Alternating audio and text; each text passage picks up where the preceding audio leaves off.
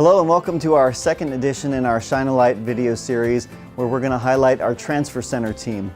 This incredible team at Kadlec makes sure that Kadlec Regional Medical Center is able to serve as the wonderful regional resource, transferring patients in and out of our facility on a daily basis, knowing, caring for, and easing the way of many, many folks that come to us for care. Good morning, how are you doing? Good morning. Good morning. Oh, good morning. Welcome to the Transfer Center. Thank you. PCC office. Appreciate y'all taking some time to let the whole organization know the great work that goes on down here. So we'd like to take an opportunity to have you, introduce yourself and tell us a little bit about you and what you do down here in the Transfer Center, please. I'm Sandy. I've been here for 15 years, almost since the Transfer Center opened. And I'm Hannah, and I have worked at Kadlec for 10 years. I've been in Transfer Center probably about 8 years. I was a float nurse and floated down here first. We've always compared you to air traffic controllers because all these different patients trying to find a location. So it's been, because there's quite a few different locations that you have to deal with on a regular basis. And what's the most challenging part? I don't like when all our beds are full, the discharges haven't left, the ER patients are waiting for beds, and then we get a transfer call and we have to decide whether or not we think there will be enough discharges for that patient to be able to come safely here.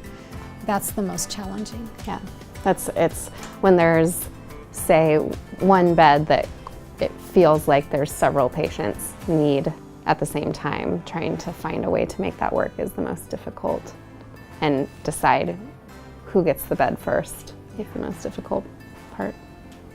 We rely on physicians, nurses to be at the bedside evaluating the patient. Do they need hemodialysis right now or can they wait 2 hours?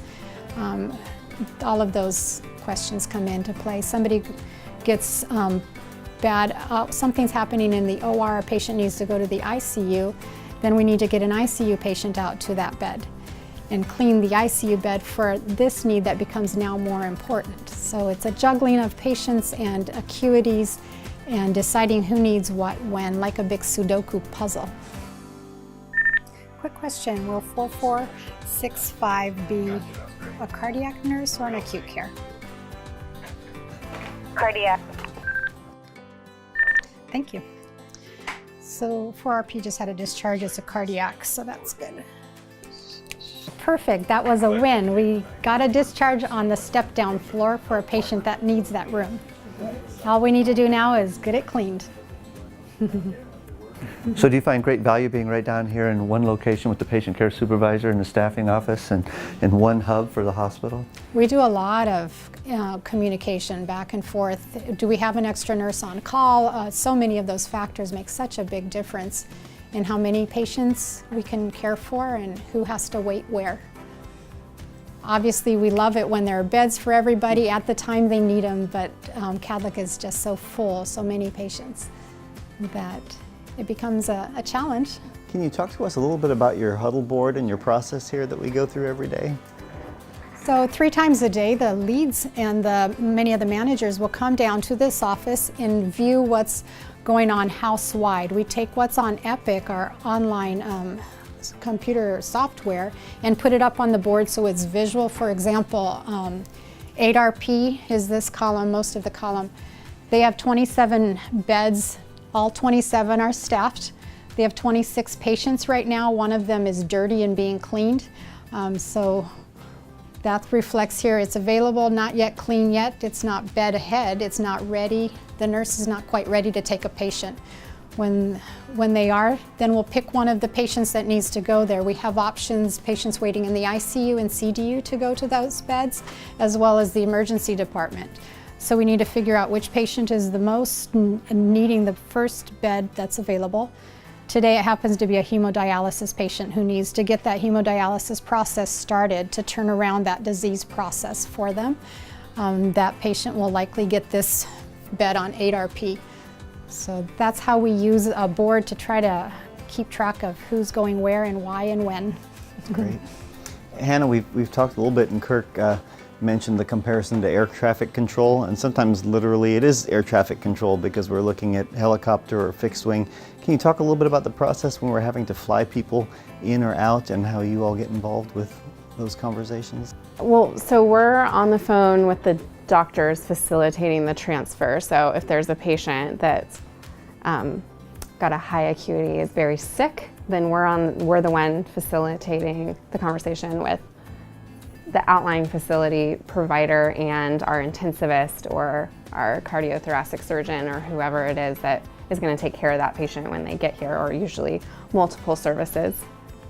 And those doctors collaborate together to decide how quickly does that patient need to get here. And so we help to facilitate that conversation. The outlying facilities, once they've arranged transportation, they usually tell us what time the patient is expected to get there. And then usually the transportation crew also calls us and lets us know what time they're expecting to get here. And so we help to communicate some of that. They also communicate with the ER, who communicates with security.